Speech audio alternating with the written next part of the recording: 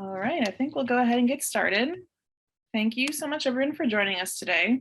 My name is Brianna. I'm a professional development assistant with the American Public Gardens Association, and we're so excited that you joined us for our Volunteers in the Age of Idea webinar today. So without further ado, I'm going to play a video from Maylin Plummer, who is the director of the Idea Center, and just wanted to welcome you all today. She unfortunately couldn't be here, but she wanted to say a brief message. Welcome all to the first Idea Cafe of 2022. I am Maylin Plummer, co-chair of the Association Idea Committee and director of the newly formed Idea Center for Public Gardens, the collaboration between the association and Denver Botanic Gardens. This year represents a new beginning in more ways than one. We bring to you this first time co-collaboration cafe between the Idea Committee and the volunteer community. And we hope this will be the first of many collaborations. What we found during our planning conversations about diversifying volunteerism is that progress or success seemed really hard to find. Our conclusion was not that it doesn't exist, but that we need to look at progress and success through another lens, and that this is what we bring to you today. A conversation of different experiences at different stages and an invitation for you all to join in. Success then is in taking a step into the unknown, not having all the answers, and opening a dialogue to share your experiences, perspectives, and ideas, wherever you are in your journey. This is a big part of any process towards change. After the program, we will share resources collected by our hosts and facilitators, and we encourage you to do the same through the volunteer community and the Idea Forum. Let's keep the conversation going. As a reminder, each year, we recruit new members to the Idea Committee. Nominations are open year-round to nominate others and to self-nominate. We will be selecting a new round of members at the end of this year. Without any further delay, on behalf of the Idea Committee and the volunteer community, thank you so much for being here and enjoy today's Idea Cafe, Volunteers in the Age of Idea. Thank you so much, Brianna. Do you have anything else before we get started? Nope, take it away. Wonderful. Well, welcome everyone. We're excited to have you all at today's Idea Cafe, which is hosted jointly by the Idea Committee and the volunteer community. I'm Alix Cotumaccio, and I'll be, I guess, the facilitator for today's discussion. As you probably already noticed, the format of today's session is going to be a little bit different than past Idea Cafes. Instead of a webinar format, we are using Zoom's meeting format. This is because we want the session to be more of a conversation or a town hall style event. The reason why we're doing this in this fashion is because many of us are at the beginning phases of integrating idea principles into our volunteer programs, or even just strategizing about how we can do this. And we know that we can learn from each other, but to do this, we need to be able to talk to each other. So during this session, we want folks to have the opportunity to share what they've already tried, what has succeeded, what has failed, what they're thinking of trying, right? Any challenges that they are facing with each other, and have a conversation about it, because I bet we all have things that we can impart, knowledge we can impart on others. So I know it can be intimidating to share with a large group of folks like this, that you might not even know many of the people here, especially when we're talking about sensitive subjects or being open about where we have failed. We want to make sure this is a safe and open space where people can share their thoughts and ideas without having to worry about judgment. It's okay if you feel like you might say the wrong thing or you might use the wrong words. Don't not speak for fear of stumbling for the right terminology or offending someone. Everybody here should be comfortable sharing without worry of making mistakes in language used or themes explored. We are all learning and growing, and we want to hold an open space for everyone to do so. Everyone agree? Great. So we are going to start with a few highlighted speakers who were brave enough to volunteer to share some of their journey with us. They will each talk a bit about the volunteer programming at their organization and how they are trying or have tried to integrate IDEA principles into that programming.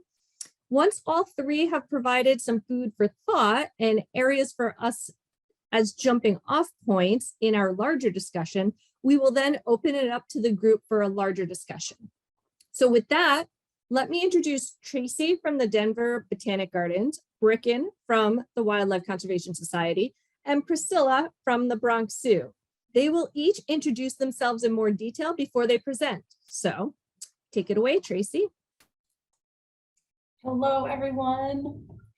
As Alex said, my name is Tracy Vlnicka. I am the Volunteer Services Manager here at Denver Botanic Gardens. Thanks so much for being here today. I'm going to go ahead and try to share my screen here. Hopefully it works out. All right, can everybody see my really jam-packed PowerPoint slide? Hopefully, all right, awesome. So again, I'm Tracy Vlnicka. I've been in this role as Volunteer Services Manager a little over 2 years. So my time at the Gardens has been very interesting, right? As all of our time has been. So I wanted to kind of let you all know that we're beginning this journey, right? So I want to really emphasize that that braveness aspect here. I'm kind of jumping in, but being a little vulnerable and admitting that we are beginning this here at Denver Botanic Gardens in terms of our focus with volunteer engagement and volunteer services. Some quick background to help you all set the stage about where we're at and what our volunteer program looks like. So there's this gray box in your upper right-hand corner with some quick kind of infographic pieces about what our volunteer program looks like. We have two main types of volunteers here at the Gardens in Denver. We have, so these numbers are from this past year, from 2021. So we have over 750 active ongoing volunteers. And then you can see that number there, over 600 active special event volunteers with us as well. And then in 2021, over 1,200 volunteers dedicating their time to the garden, which is huge for us. And then that total number of hours in 2021. We did lose, so admittedly, we lost some volunteers. Our numbers did drop a little bit lower due to COVID, right? I think a lot of us are experiencing that. So I think the biggest thing for us to think about right now is what are those numbers looking like? And then what are the demographics kind of attached to those numbers? So we're looking at that as part of our IDEA journey as well. Before I go down that pathway though, I wanna kind of set the stage for you all about what the environment looks like for us here at Denver Botanic Gardens. I know the IDEA Center is a partnership between the gardens, right? Between Denver Botanic Gardens and APGA. So I think there's a lot of support for IDEA work here at the Gardens. So our leadership is very supportive. Our staff is very supportive and open to this idea. I wouldn't necessarily say that our volunteer corps matches that, right? And something else to be open about too is that I think there's an opportunity there for us to communicate a little bit more widely and deeply about what different departments and different facets of Denver Botanic Gardens are doing around IDEA. And I think that would really help all of us ensure that we're on the same page. There's a staff committee talking about IDEA as well here at the Gardens too, that's separate from the center. So I thought it was important to kind of set the stage first to know that I think we are functioning in a pretty supportive staff environment and community here at the Gardens. So here we go. So jumping in, what did we want to do in terms of moving forward, or how do we start to move forward and take that first step with our volunteers? I think we really wanted to make sure, especially in this post-COVID or end of COVID world, what is our baseline information? Who are our core group of volunteers, both our ongoing volunteers as well as our special event volunteers? What demographic information are we currently collecting or gathering from our volunteers through their applications or their interest forms? And then how can we use that information to help guide us to figure out what step to take next? I know sometimes I struggle with the not always having a solid goal or a metric around this work, right? I think it's can be a little bit more gray. And so it was important for me to have a baseline of information about where our volunteer corps, where are they coming from, and where do we feel like we could do do better in this area? Where do we want to focus? So we added some more of that information. We did a deeper dive into gathering some of that information from Vlnica, our volunteer management system. And then we also started asking some questions of our current volunteers as well as new volunteers about what helps them to feel valued with us, or how do they feel welcome as part of a volunteer with us. So we embedded some of those questions in the initial onboarding process in our volunteer interview, or what we call placement discussion, to help support that as well and kind of model that. One other thing that we just did a few weeks ago was team visioning. Visioning over the past couple of years, I don't know if you all feel this way, visioning has kind of been a shot in the dark, right? It's been kind of a moving target for all of us. So I think really hunkering down and me taking that on as a bigger part of my role, and allowing our team that space and time to vision. I guess I should say we do have 5 staff people on our team, 5.5 staff people on our volunteer services team. So the ability to get our team together and allow for vulnerability and openness and sharing ideas. And really, you can see in this lower right-hand corner that our scribbles, right? Having an in-person meeting with paper and Post-it notes and markers. I know that sounds very basic and simple, but looking around the room when we did that, seeing people's faces was huge. Those smiles, right? It was a big light bulb for us to have the ability to do that, was huge. Admittedly, going into that, I struggled a little bit with thinking about what was our goal, right? And I have Eek on this slide because I was nervous about it, trying to figure out how do I help guide the team without a goal in this area, right? How do we guide this brainstorming? So I threw out some ideas for them and then really tried to focus on the why. Why are we doing this work? Why is it important within volunteer engagement? So asking some of those questions versus focusing so much on our team's ability to meet a specific metric that was undefined. So we focused on team priorities and taking action and what that would look like, but also really allowing space for people to simply generate ideas and put some ideas down on paper. So I think we'll get to that, right? Some more strategy planning from this organic idea place. And then we really, we hope to talk about, I asked some initial questions. We didn't get too far, but our hope is to really dive into what are our biggest barriers and challenges that our team feels, and really come up with some strategies to tackle those. And then the last point on here is that we created some pillars for our volunteer programming, and these 4 pillars guide us in what we do. They are community, connection, trust, and impact. So you'll see these sticky dots on that picture here in that lower right-hand corner, and those, we tried to tie our ideas to what our pillars are to make sure, so without having a solid goal or a metric that was very well defined, we decided to link it back to some of the pillars that to kind of help our team feel grounded in this work and potentially help us come to a conclusion around what our why is and why we're doing this work to help move us forward. I'm excited about what the future brings for our team. We're not quite there yet. I don't have a lot of conclusions to share quite yet, but I think one of the biggest things is that acknowledging that this is an ongoing process for us, that we, my team really pushed me to say, Tracy, you're going to need to help us make sure that this isn't a black hole, right? This conversation doesn't go into a black hole. This is something that we want to talk about throughout the year. So I've really tasked myself with thinking about that and holding myself accountable and allowing the team to hold me accountable to say, we're going to talk about this and we're going to incorporate it when and where we can and continue to bring it up. All right. Great. Thank you so much, Tracy. Bricken, do you want to take it away?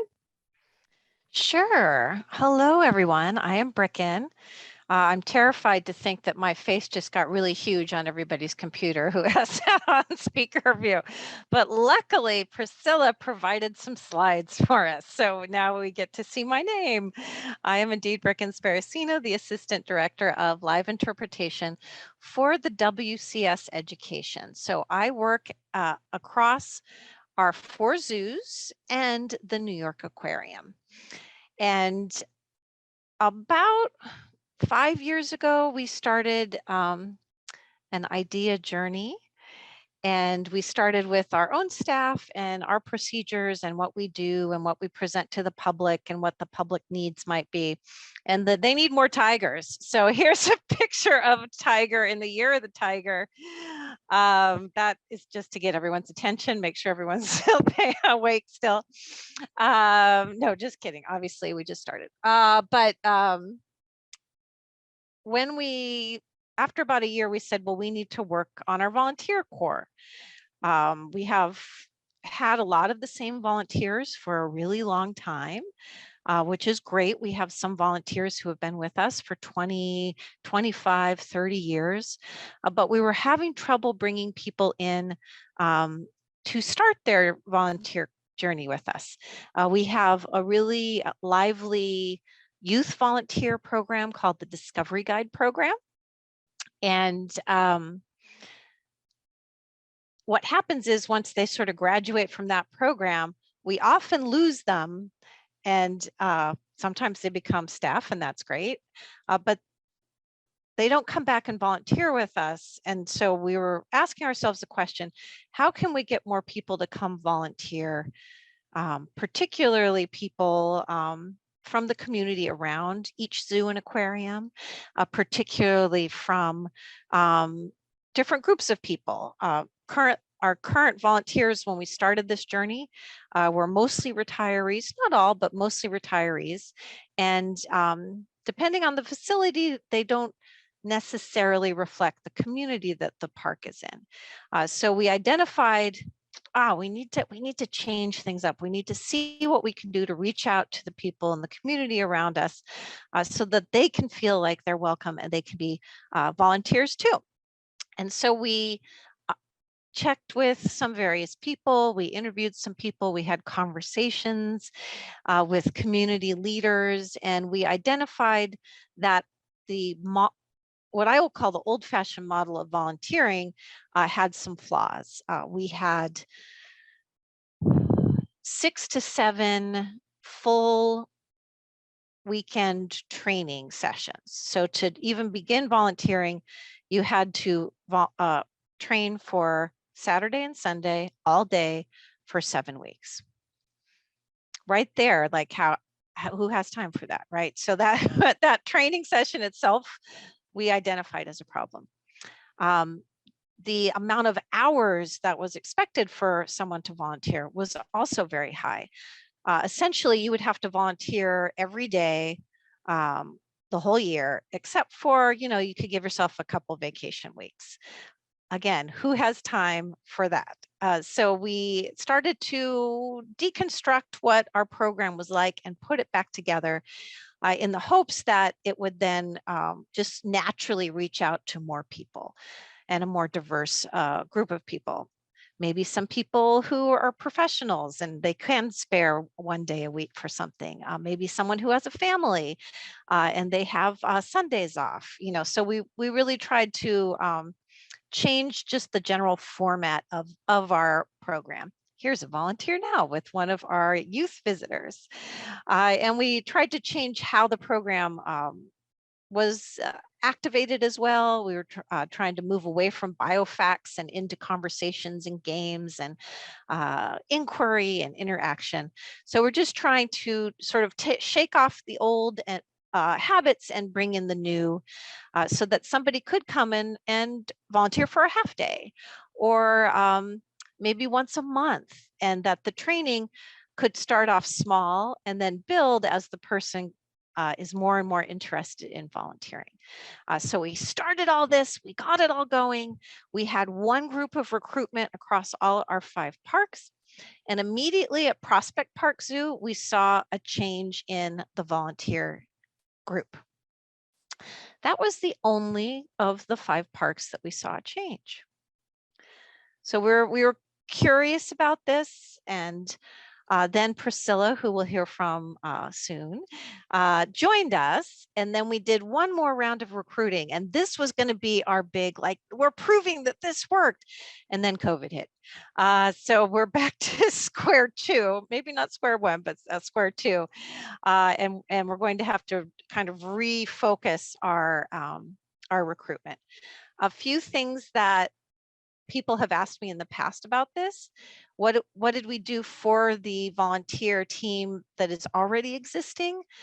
We did some respect in the workplace training, and we did team norm building, so that each park had their own norms that they agreed upon, that would make it a nice place for everybody to come in and work. And they all got to participate in a respect in the workplace training. And of all of the things that we've done so far, that respect in the workplace training was very interesting. There was a lot of people in the back giggling, making fun of it. And I know, that kind of training can be a little silly when you're watching the videos of the people obviously doing bad things, but there was definitely a group of our volunteers who didn't take it seriously. And so I will say that is one of the hiccups that we have run into. And it's sort of a sense of, oh, no, we know we're fine. We don't make any mistakes like that. So that was one of the first hiccups we ran into. In our and then the last thing I'll say is in our public speaking training, we do introduce some changes in language to get people comfortable changing the sorts of things you might usually say to a group. So we talk about moving away from the terms boys and girls and ladies and gentlemen and mom and dad, and finding new language that's more inclusive. So we do some training on inclusive language. We also do some training on things like if people ask you where the bathroom is, what is a wonderful way to let people know where the bathrooms are without telling you that you should go to the women's restroom or you should go to the man's restroom. So we also did some workshops on that and how to change our language and be more comfortable in a sort of different way to interact with the guests with the words that we choose.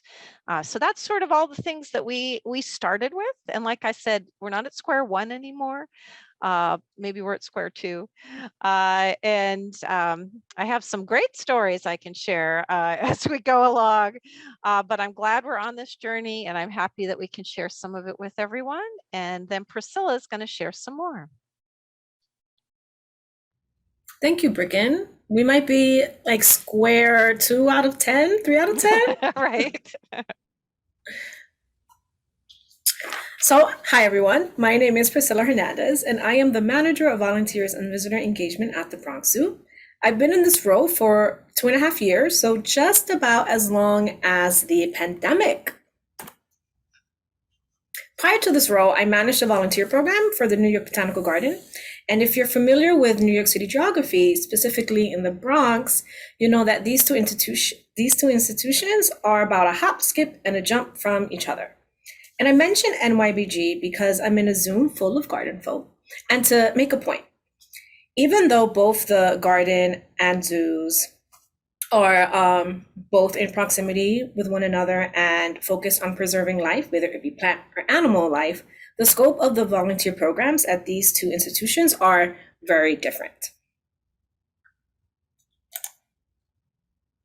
As with each of our individual volunteer programs and institutions, one of the tactics for my own personal style of volunteer management is getting to know the institution I'm in really, really well on a super intimate level.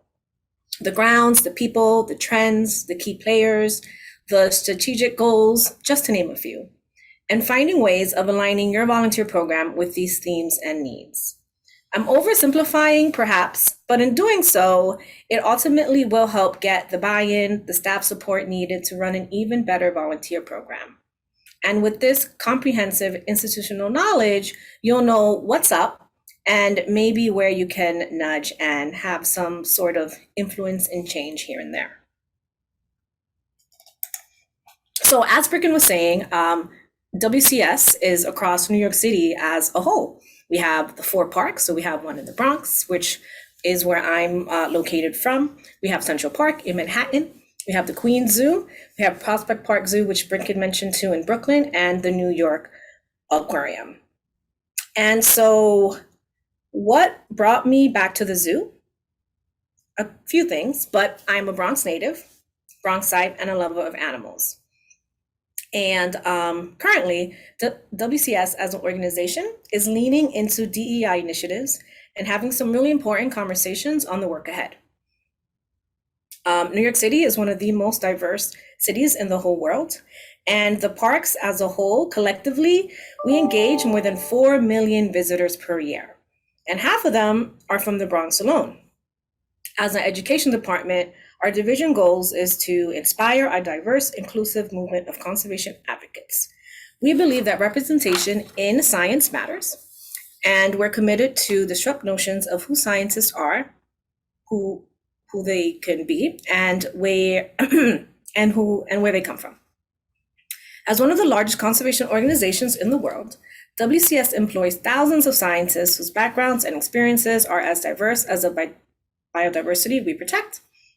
By centering our stories and our programs in these sort of narratives, we inspire all New Yorkers to see themselves in science.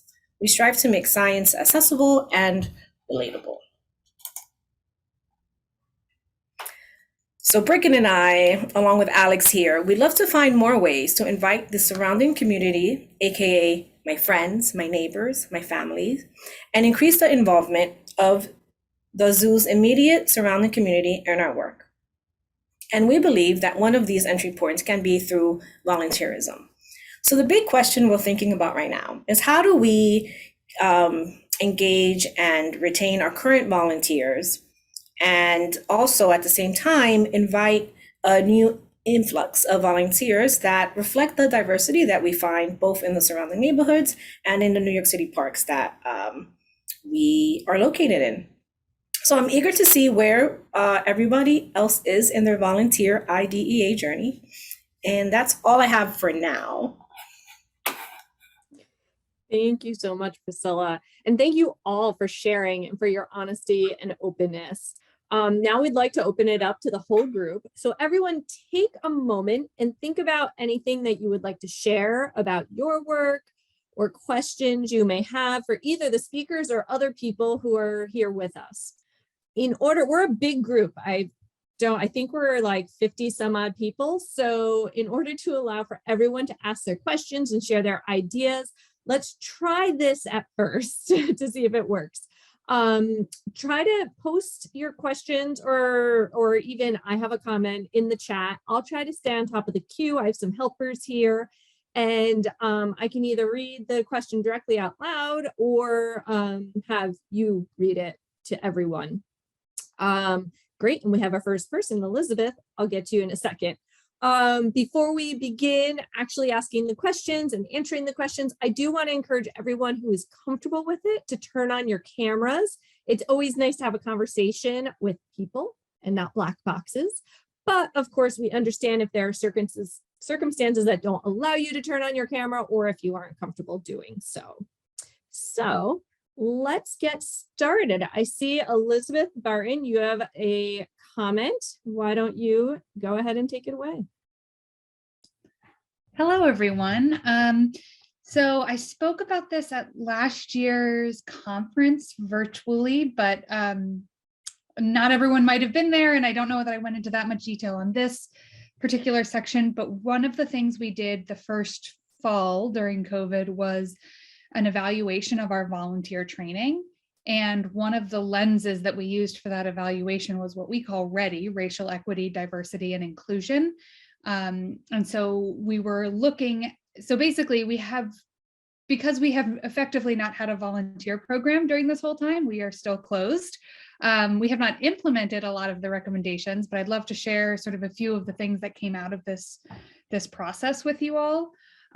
So we did this there were surveys as well as focus groups, surveys and focus groups centered more generally on the training experience, and ones that had more READY specific questions as part of the process. And most volunteers expressed that they felt they understood the topics around racial equity, diversity, and inclusion, though in expressing that, they actually expressed some lack of understanding about what the different words meant. So I think there's good intention, but a lack of actual functional understanding.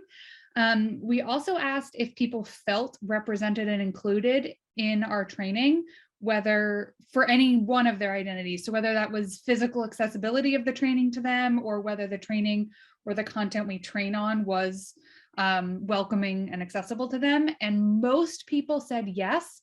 We did have a small number of responses of folks who said, I don't feel represented in this training, and that was not based on physical accessibility, but more cultural identity. And while it was a pretty small number of our volunteers, we want to be careful not to ignore that, because we think that's the very population we're seeking to sort of address and work more broadly into our volunteer program.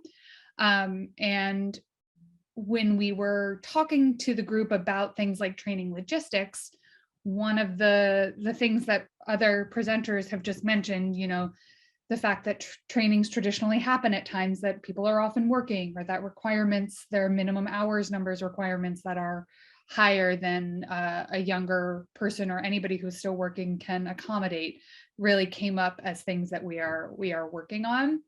And then the other thing is that we have done an accessibility training. So we have an amazing accessibility coordinator at the USVG, and it's very much like introduction to the world of accessibility, but volunteers asked basically to have that training again, to do some cultural competency type trainings, though they called it a bunch of different things, and to have all of that be ongoing and intermittent rather than a training that just shows up once. They also asked for as much experiential or situation-based training as possible, as opposed to traditional classroom style training.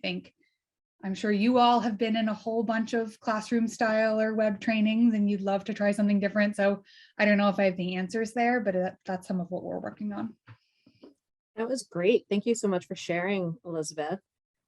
We do have another question in the chat. If organizations could do one thing to advance IDEA principles, what would you suggest they do? I don't know if either Elizabeth or any of our speakers or anybody else wants to take that one. Feel free to just unmute and talk.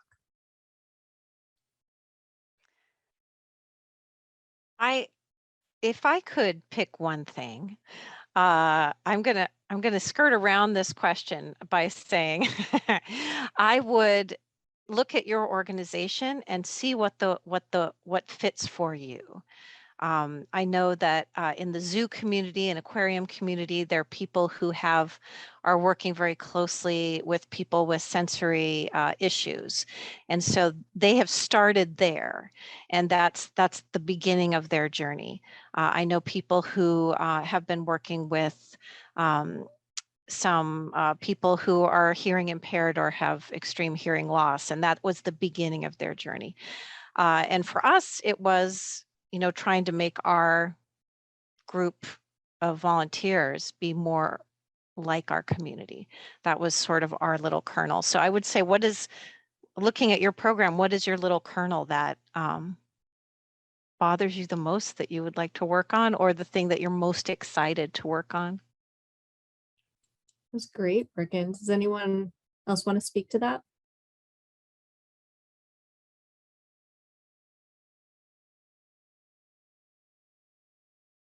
It looks like we also have a question from Becky Robert. You have your hand up. Yeah, my question is, we're at the very, very tip of the iceberg of this journey. And a lot of the questions come up is, where do you start? But what I'd like to ask my volunteer coordinators is, where did you fall into the planning and implementation of your idea in the volunteer sector? I know someone did mention it was like a year after the institution started this journey as a whole. So a lot of the stumbling block for us is we haven't cultivated this audience yet. So we don't know how we're speaking to them. And at least the way our volunteer program is structured, it kind of falls out with, you come to a program a couple times, then you become a member, then you think about volunteering. So can you speak to like the time frame that you really started bringing or actively recruiting people under this idea umbrella as a volunteer program?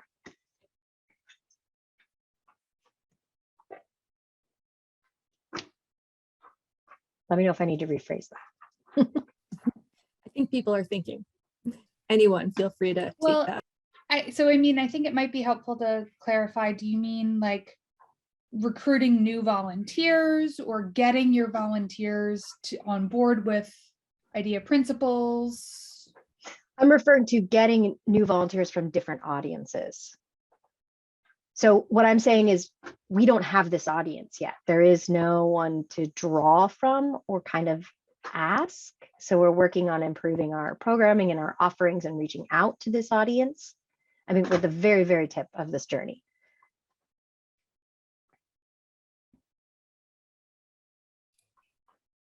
One thing I've thought about doing within here at Denver Botanic Gardens is working with our marketing team actually and social responsibility. They have really specific partners that they work with to increase some accessibility here at the gardens. And so I've thought about working with them. I've started some of those conversations initially around what partners do we initially have. So it's almost doing an inventory of what partners are we currently working with and how do we potentially tap into the resources or programming that those partners are already doing potentially to strengthen that partnership or even form new ones. You're nodding your head a lot. I don't know if that means you've already thought about this or not. Hopefully it's helpful.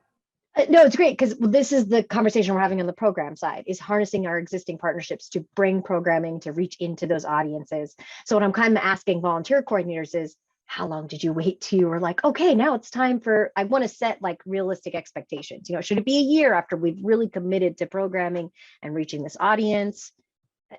That's what I'm trying to get at. And maybe nobody has an answer because we're all just starting. I think part of that for me too is this idea that there aren't always metrics, right? Like it can be really tough to say like, yes, it'll be this time, because I feel like it might feel really organic, right? When it feels right, you can ask that question or, you know, say, okay, we've met this goal, we'll celebrate that. Here's what the next step is. It might not be the next step that you thought it was. Again, a non-answer. I'm sorry, Becky. That's okay. This stuff doesn't seem to have an answer. Hi, I'm Erin. I'm from the Queen's Botanical Garden. I started here about 4 years ago, and I would say the low-hanging fruit was opening up a few events that first year that we were starting to really do this, where it was a community event. It was Eventbrite. Anyone can sign up, but sharing those with the partnerships. I love the idea of leveraging your partnerships, sharing it with them and seeing if they could send a few representatives to the different events. And so these really were, you didn't have to have any experience. You didn't have to have a relationship with us. It was just a few events a season that anyone could sign up for. And then that started to bring people there. And then you started to meet them and say, oh, okay, where are you coming from? You know, what organizations are you with? And starting to kind of build that. And then as I had other opportunities, including them in my communications. And like you, someone mentioned about marketing, you know, we have e-blasts that we send out, and we just make sure to reinforce what we're offering through that, because that reaches quite a large audience, and just encouraging anyone who signs up a volunteer form to inquire about the garden. We have them agree or disagree to be part of our e-blast. And so now we're sort of getting their buy-in so that we can send them more information of opportunities. But that helped. And then once that people started coming and getting excited, then they started having deeper relationships with us. Great, thank you. Thanks. I see there's a conversation going on in the chat between Kimberly and Bricken about idea training for volunteers. So if anybody has anything to add to that, feel free to drop it in the chat or talk. But I did want to, Aliana Cruz had her hand up, but now it looks like she's gone. So I will move to the next question. David asks, oh, there she is. Go ahead, Aliana. And I hope I'm pronouncing that right. Yeah, it's Elena. I'm sorry, I was off there for a moment, but I wanted to add that at Filoli, we put a lot of effort into creating more access through just having opportunities on different days of the week, you know, especially those weekend days, and then, you know, have some in the morning, some in the afternoon. So having that be a part of how we make it accessible. Sorry, I don't know if that was really late. It's all good. Thank you. There is another question about if anybody has experience recruiting volunteers who speak languages other than English. How did you go about this? David, I'm not sure which organization you're at, but you can let us know. They'd love to offer tours and in other languages. Go ahead, David. Yeah, I'm with the North Carolina Botanical Garden. And yeah, ideally we'd like to avoid, having a native English speaker giving the tour and then having a translator beside them. That adds a lot of extra time to the tour, and there's less conversation between participants and the tour leader. So we'd really like to have someone who speaks another language and also knows the garden well. So finding that mix is probably very tough, but just want to know if anyone has experience recruiting volunteers like that.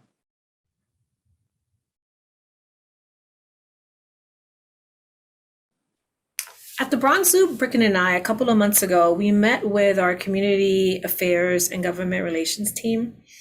And we just kind of had a meeting with them about the things that we're thinking and how we want to diversify our volunteer program. And with that, the languages that that are available to us to offer programs in through our volunteer programs.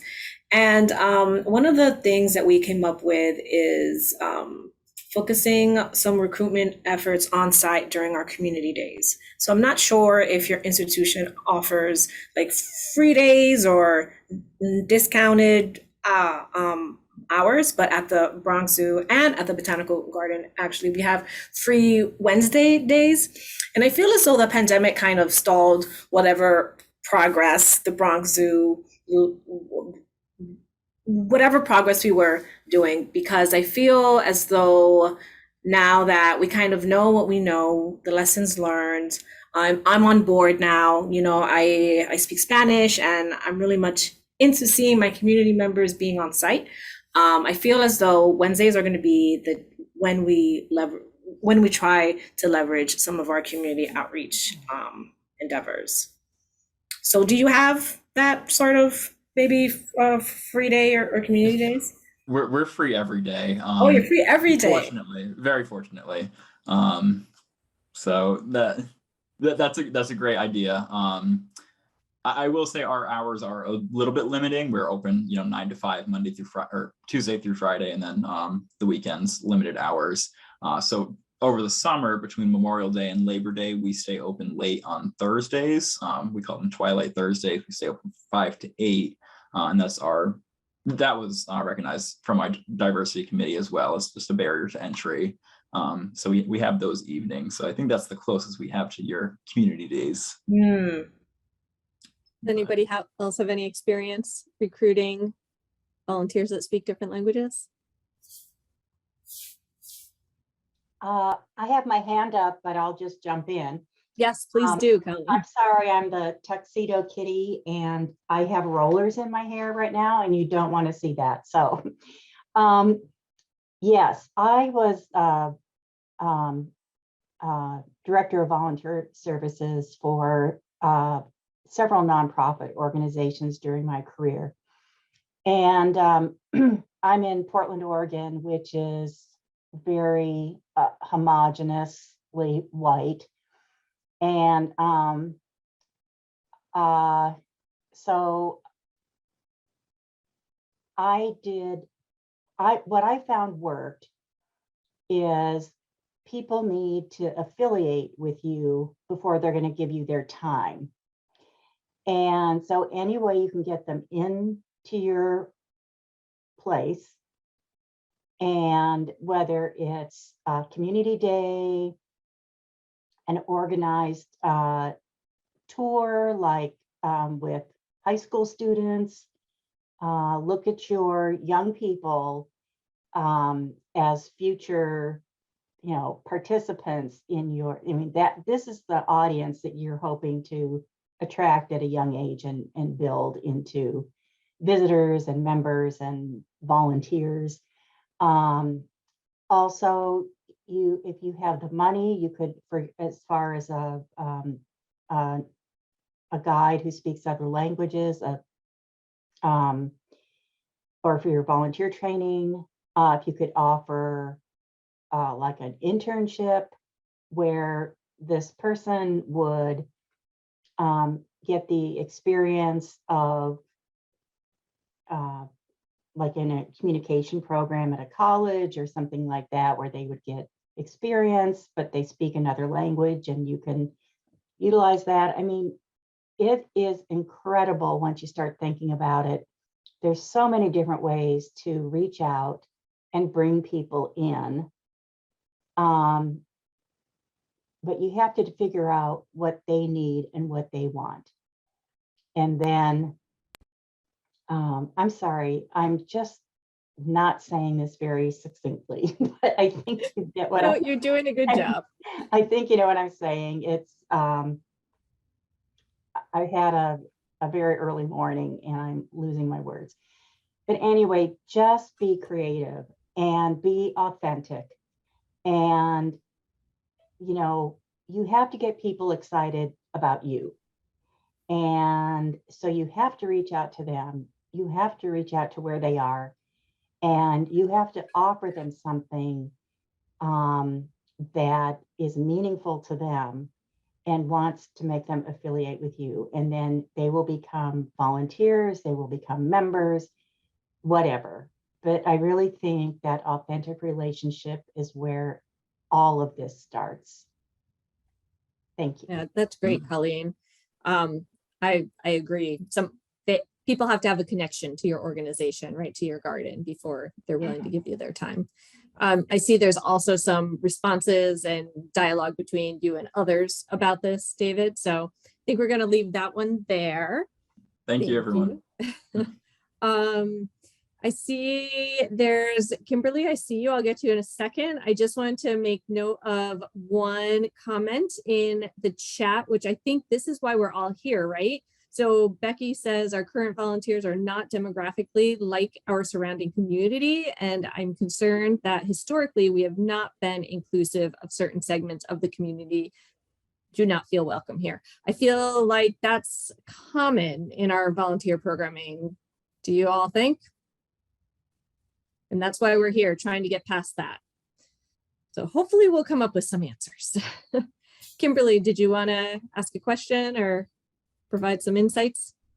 Well, something Colleen said really struck me, and I think as a group we're learning to get past this way of thinking, but she said we have to figure out what people want and offer it to them. I'm sorry, I've got a puppy destroying a cardboard box in the background. It sounds like my house is burning down. But we don't have to figure it out. We have to ask. Like, I keep forgetting to remember to ask, right? So I just thought it was worth bringing that up. Yeah, I think that's great. And I saw regarding the volunteers that speak different languages, like put it on the registration form, ask, right? A simple ask people if they speak other languages, because we might not know otherwise. If I could just continue on that briefly, I keep thinking of the word transparency as well, right? So you're asking for help. You're telling them how cool your park is, right? We need help. It's going to be awesome if you come and help us. And we need help with people who speak Spanish. We have had success lately, Priscilla and I, with our theater program, which is paid, so it's not volunteers, but in just saying, you know, we would love to work with people who are comfortable using Spanish on stage. And we got a group of people to come and work with us who are either very capable with Spanish or really quick learners and have been able to pick up all sorts of Spanish scripts and songs and things. And that happened because we just were transparent and said, this is what we want. And we're excited to have you and come be a part of this, and it's going to be awesome. And that transparency really, we saw immediate change because we're transparent. And it seems kind of like a simple thing, but you know, take the mystery away from it. That we want you to be here. We want you to be a part of this. We have this cool program, and it would be even better if we could have it in this language, because half the people who come in to visit us are more comfortable in this language. Can you do that? And then that transparency really helped us. So maybe that's one of the tools we can have in our tool chest. I will add to that after hearing the past few comments and what Bricken just said. I'm remembering that part of the things that we discussed with our community relations team is incentives. Like we know that our volunteers are hopefully here because they are committed to our organization.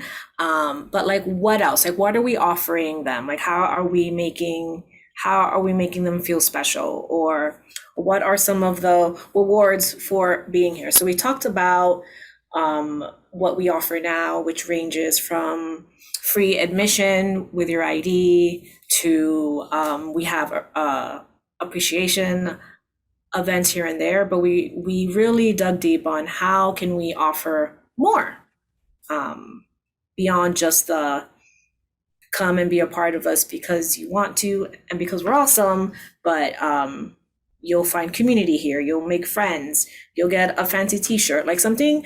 It could be something as small as just an item that could spark the feeling of belonging. Great.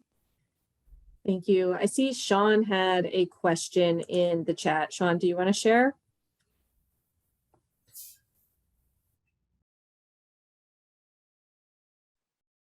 Hi, sorry.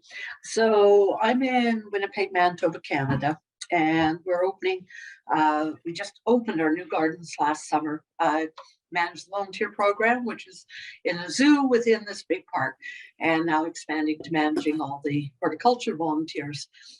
We are very sensitive to being on Indigenous lands here. We have very large rural or urban Indigenous population in Winnipeg, and in our new gardens we have a fire node, we have the water, we have the Aboriginal gardens, we have all the teachings and all of that.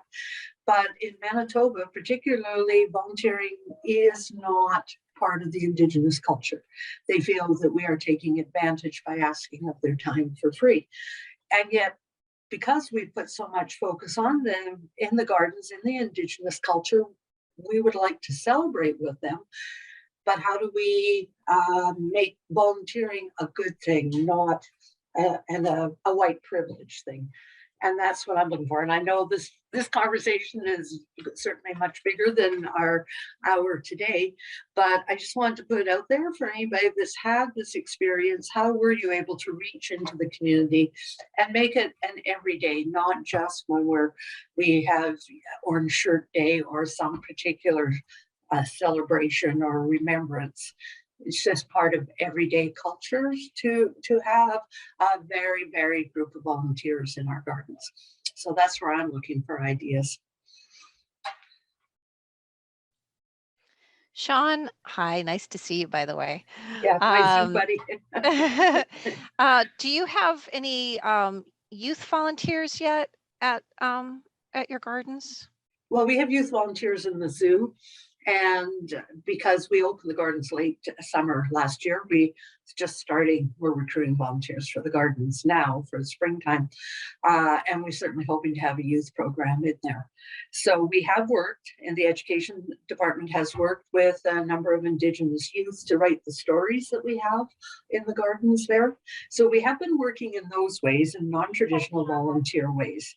But looking for, it's just that everyday presence, so that it's their home, and to celebrate that they're in their home, not feel that we're making tokenism out of them by having, Indigenous volunteers. So we're looking for some kind of way of developing respectful relationships. That it's everybody wins on this one. Yeah, we've had some luck with our local communities through the youth program, because the youth are learning STEM skills, public speaking skills, really good job, improvement skills. So it feels like they're you know, they're giving, but they're receiving something as well. So that, you know, that could help you grow the volunteerism. And then the other thing Priscilla just mentioned is, and that this is on our to-do list for probably next year because we're a little behind now, but is that finding the community partner to sit down with and have that conversation with, and say just what you said to us, and like, what can we do? And then find what those things might be that would work. And I think the only way to find out is through that community partner. Yeah, exactly. You know, and it's baby steps, and that we have some great elders that support us all the way along, and maybe talking to the elders to reach out to the youth, you know, rather than trying to target adult population. You know, maybe that's where, you know, we should talk to our elders to speak on our behalf to the youth. And that might be the first step then. That's great. Thanks, Brick.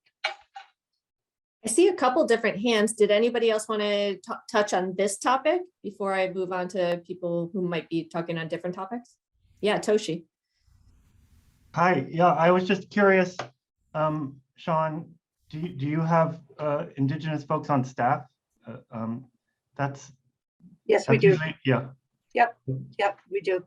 And some are from rural Manitoba, like way up north, you know, Churchill, that area, and some are urban. So yeah, we do have that mix on staff, but even they say, oh, I'll never get my auntie out to volunteer. She wouldn't do that, you know, when I've asked them. So it is a cultural barrier right now. And there's a lot of history here. If you ever look at Manitoba Indigenous history, it's not a good one. So we have a lot of bigger barriers to break down than just our gardens too. Yeah.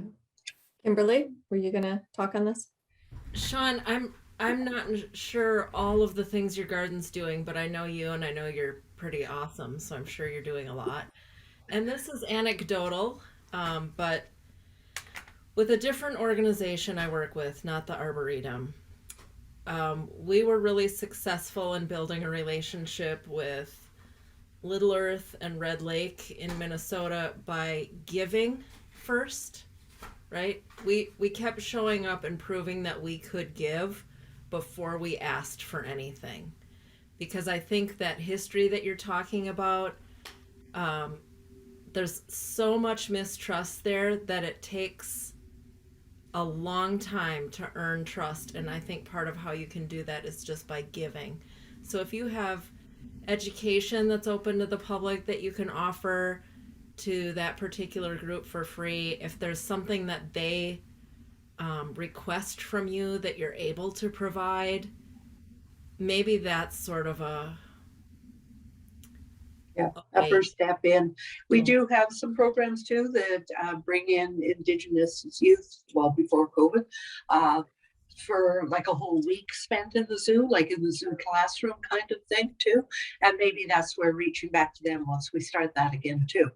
That, you know, as you reach your teens, don't forget about us, you know, come and join us here. So maybe that's where again too, another way of getting in touch with the youth too. Yeah, thanks, Kim. I also know where you're talking about in Minnesota too. Been there. Great. Thank you all. I saw Becky had her hand up. It's now down. Did you want to talk, Becky? And I see you clarified a comment, but you can speak it. Okay. Yeah, I don't know. Our public garden is in a small town in Florida, and we've been here 92 years, and the history is not good. So kind of listening a lot to the Indigenous conversation there, because I feel like we're very similar in the sense that it has not been great for African American or Black people here in this town. And this garden is a symbol of white privilege. It was founded by a white man and it was for white people for a really long time. And just trying to break that down is really challenging. And we have been working towards that. We have a program called Bach for All, which our garden is Bach Tower Garden. So we have a program for Bach for All, where we do try to get people to come in. It's free. low income and such. And then we also have another program reaching out to our local library system, and we have passes that people can check out at their local library to come, and anybody can do that. It doesn't matter.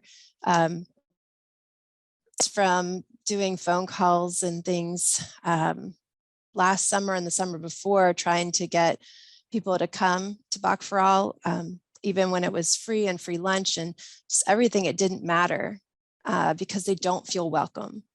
And it's a real challenge, and I don't blame them at all. I just not sure how to address that. And I don't know, I mean, this isn't even like a volunteering question, kind of.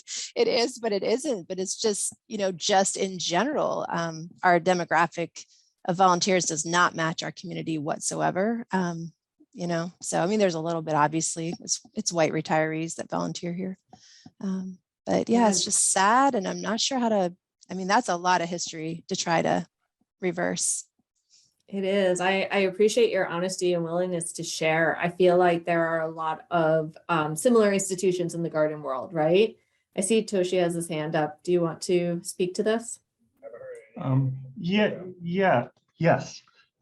You know, sorry, one of the reasons I asked Sean about whether there were Indigenous folks on staff, and I think this is bigger, Becky, than just sort of volunteers. It is sort of outreach and integration and all that.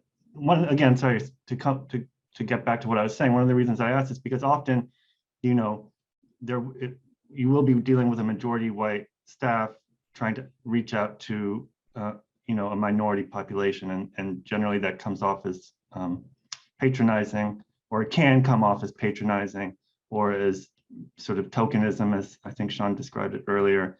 And I think it's one of, you know, it's one of the biggest challenges. You know, if you invite people in on a free day, you're inviting them into your space, you know, and that can come off as patronizing. And it's just there's a whole series of sort of dangers and missteps. But I think, you know, in the spirit of what Alix was saying at the beginning of this session, you know, that we have to make those missteps, and we have to get uncomfortable to sort of make progress on this issue. You know, one of the great things about the last Idea Cafe, I think it was Yvonne at Denver, was saying that, you know, she reached out to programming, like when she was programming Day of the Dead, she reached out to a lot of organizations in the area and brought them in to sort of lead programming almost.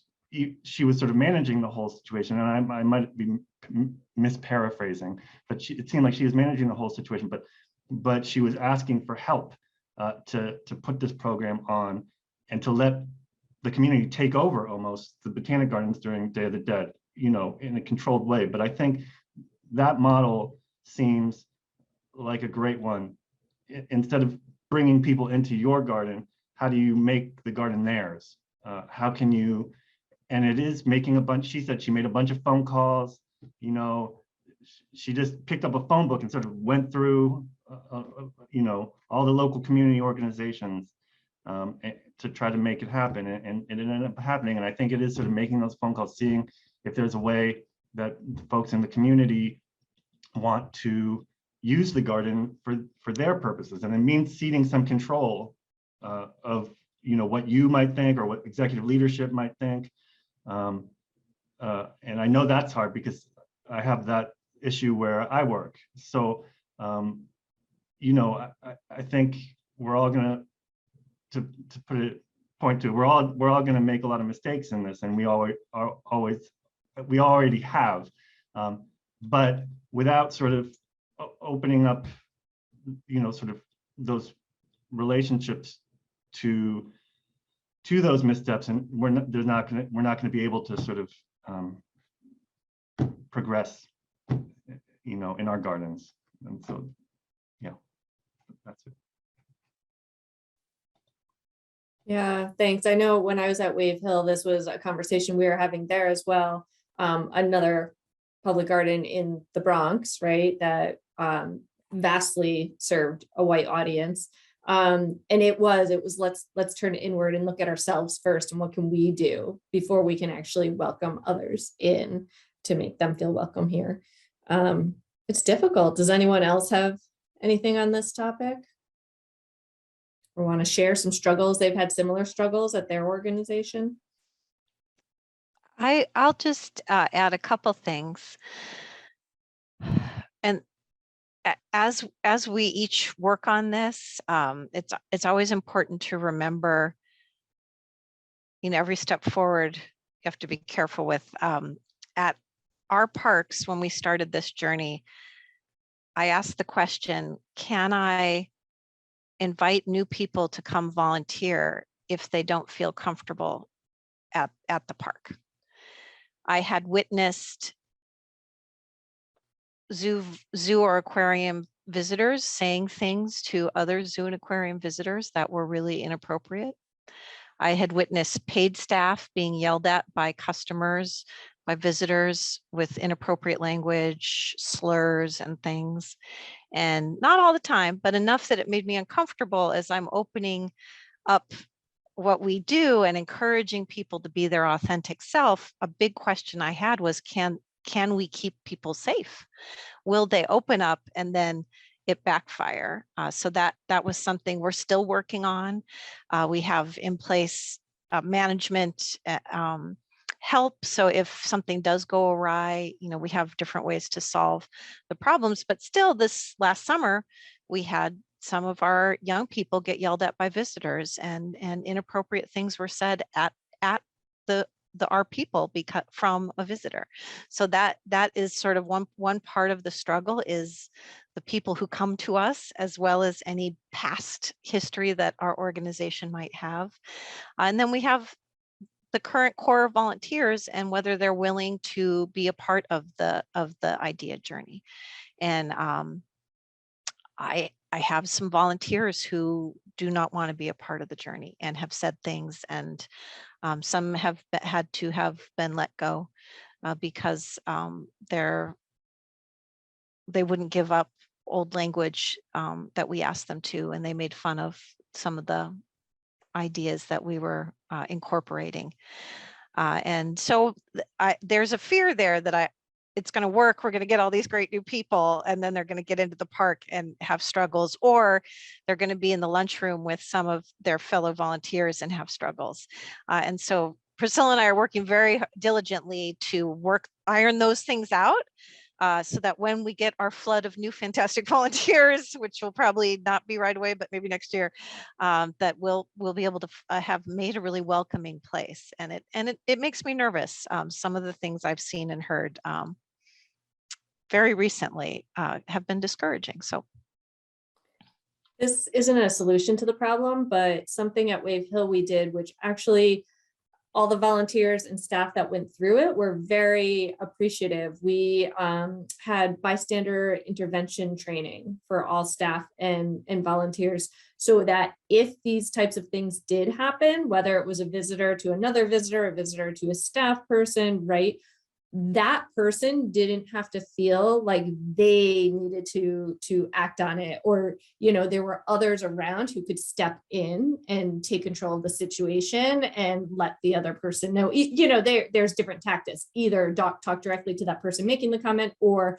be a shield, or let it go and deal with it later. But I think that is one resource that we can use to make sure our staff and volunteers feel more comfortable in those situations, know how to handle it. I saw two hands, Kimberly, and who else has their hand up? Rachel, I don't think you've spoken yet. So Rachel, do you want to go, and then we'll go back to Kimberly? Sure, and this might piggyback on what Kim is saying. We both work at the Minnesota Landscape Arboretum, and a while back we had a volunteer that was inappropriately making comments, and as a staff member and being BIPOC, it was extremely uncomfortable.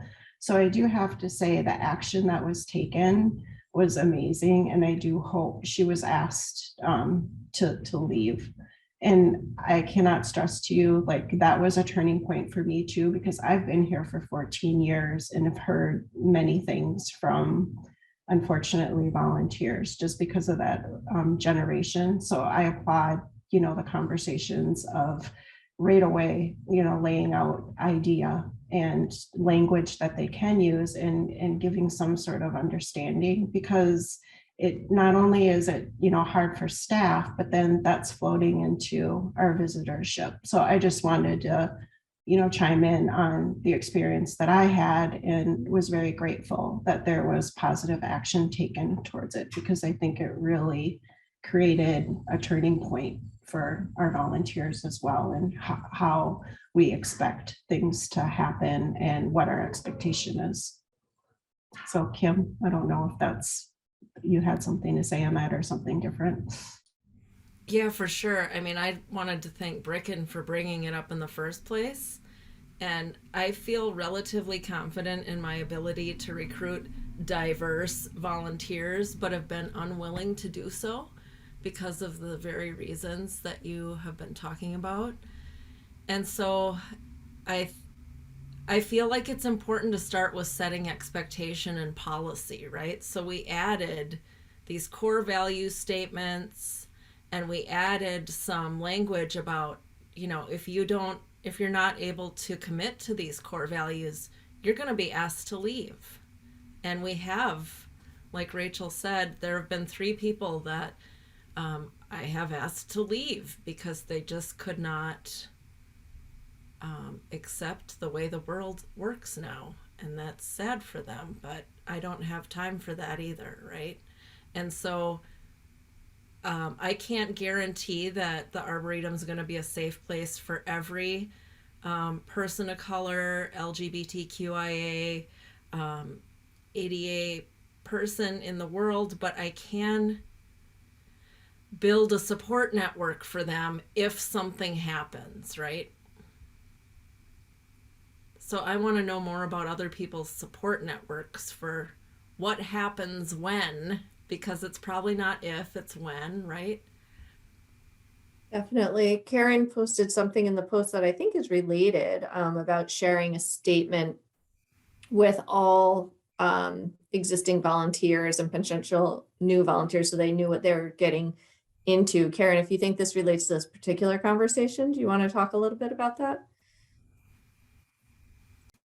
Yeah, well, we were just talking about people being on board with the idea and the diversity, and it is hard to get the old school volunteers to make sure they're on board with where we're going and they're in line with our core values. So as we started bringing back volunteers, I shared that to make sure that everybody was aware and that it is be kind to everybody, that we want our garden to be a safe place for everybody and want everyone to be welcome. And if you can't be that and be in line with our core values, then it is a time to step away. And that's hard, but you have to make that hard decision.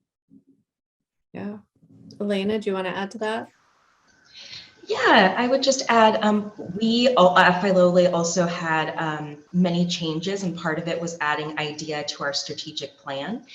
And we went into it knowing that we would lose a lot of our historic volunteers just as the program changed and as our focus was more on inclusion and diversity, so it wasn't going to look like the old program.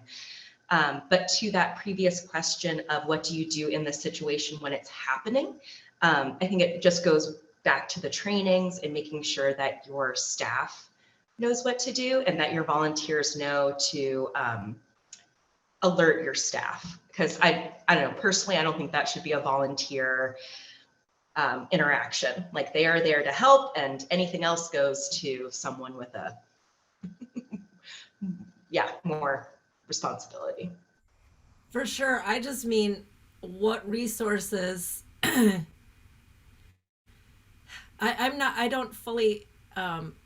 don't know that I would 1000% trust each staff person to manage a situation like that either. So as volunteer coordinators, what structures can we build to support a volunteer if staff fails them, right? What's their next step to know that they're supported by us, you know?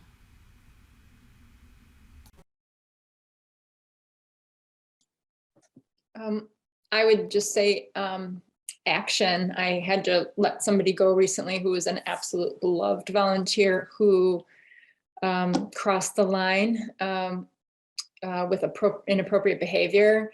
And it was extremely unpopular because I did not go into detail of everything that happened, but I think everyone understood that that person had crossed a line and they were gone. And even though that person had been in a volunteer leadership position, they were gone within a week. And there was no turning back. People came to try to talk me out of it. Volunteers did, staff did. So I think just action. If you don't, you got to put your money where your mouth is, I think. And it's not easy or pretty, but yeah, that's. This might be harder at larger institutions, but at Wave Hill, actually, there was an incident with a visitor being inappropriate and saying inappropriate things to, and I don't remember if it was staff or volunteer, could have been either. But we just barred the visitor. Like, nope, you're not coming back in. And, you know, our visitorship it's large, but small enough that we knew who this person was, right? And we could alert people.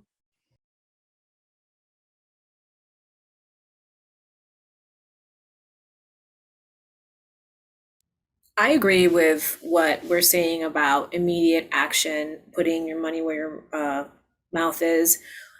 This isn't really IDEA related, but recently we've had to let a few volunteers go and have some like really stern email communications and or in-person communications.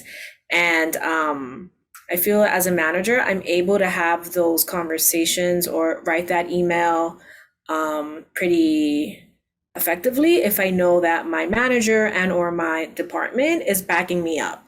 So I think what helps me with those conversations is just like really clear and supportive supervisors who just will support and are involved in these decision makings. So I'm not sure what the conversations are in your department beyond here, but I am grateful that I feel supported when these interesting things come up.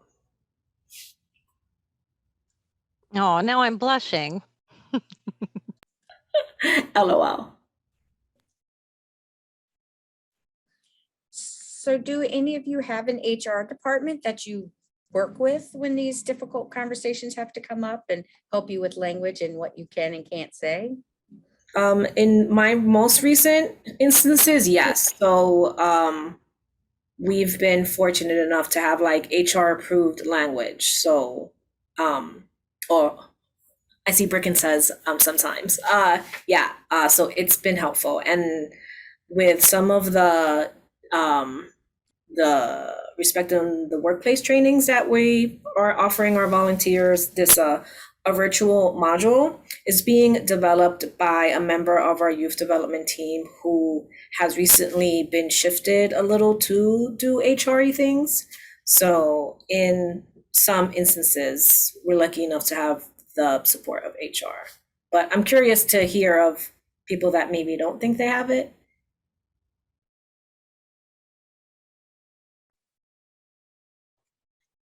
So I had an incident just on Friday afternoon because vaccination mandates have been lifted in the province of Manitoba as of today, but our organization decided to keep them for staff and volunteers, but visitors can come without them. And I had a volunteer totally lose it in the email with me because she's not vaccinated and hasn't been able to come out for a few months to volunteer.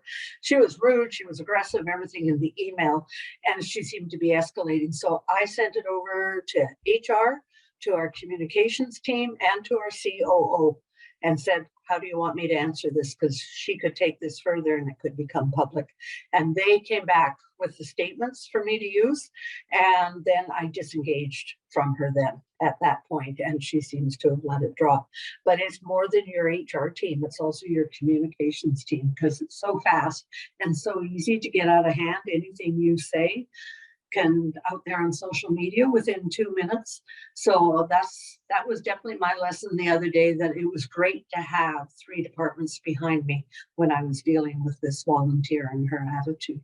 So that I would highly recommend that you include your communications team as well, and even go higher if you need to, because it hurts everybody if somebody like a disgruntled volunteer gets out there loose with their words. For sure. Thank you. I saw Corinne putting her hand up right before you spoke. Do you want to share? Oh, yeah, thanks. I just wanted to add that I'm enjoying the conversation, and I'm newly appointed director for DEI. So that is my sole position at the garden that I work at. So it's really interesting to hear these conversations. So I was just going to add that, it really does have to start with the senior leadership, as we were talking about how do we engage our volunteers, and how do we make sure that the messaging that we're putting out is one that we want to convey to everyone. I agree with, I think it was Karen that put in a statement, but also that needs to be shown through the various inclusive programs that you do, and a non-tolerance of disregard for other humans. So I think for me, I think it's really a good thing, but I've only been here about a couple of months now, so we're brand new in it, but making sure that it is something that the executive leadership is behind. And the last woman that spoke did a great job in saying that, and I would be part of that group. So I'm not in HR, but I work very closely with HR. great. Thanks. And Rachel, you still have your hand up. Is this a newly raised hand or an old raised hand? It's an old raised hand. Sorry. Okay. Then Becky, it looks like you have a newly raised hand.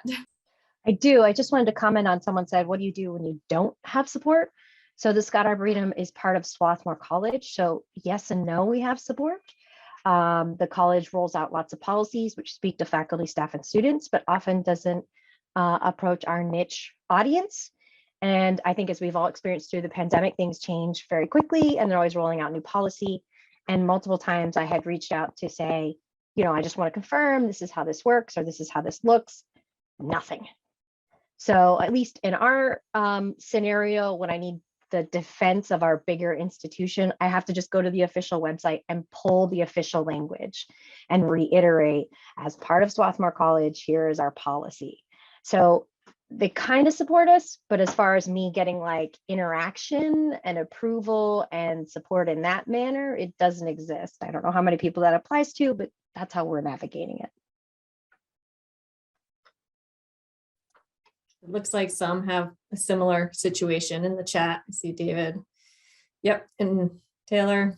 So, well, we're pretty much out of time anyway. So this is perfect timing for our conversation to come to its natural end.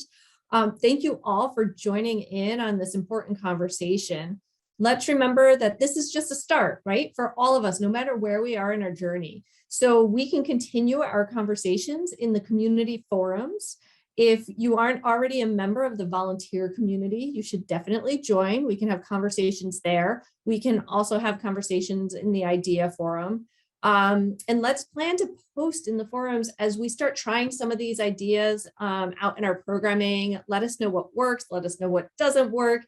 And as Brianna was, or I don't know if it was Maylin or Brianna said in the beginning, we're gonna post some resources. So I'll let Brianna talk a little bit more about where you can find all of those. Yeah, so I'll send out an email with information on how to access the webinar recording in about a week, and I will attach some resources we've gotten from Taylor and others who are leaders in the volunteer community. And if anyone has any resources that they'd like to share with the broader group, feel free to email those to me as well. I'll put my email in the chat. And thank you, Alix, for doing a great job moderating today. No, thank you all. You all had a harder job than I did. So I appreciate you sharing and being open and honest, and I look forward to continued conversation. Nice to meet everyone. Yeah, have a great afternoon.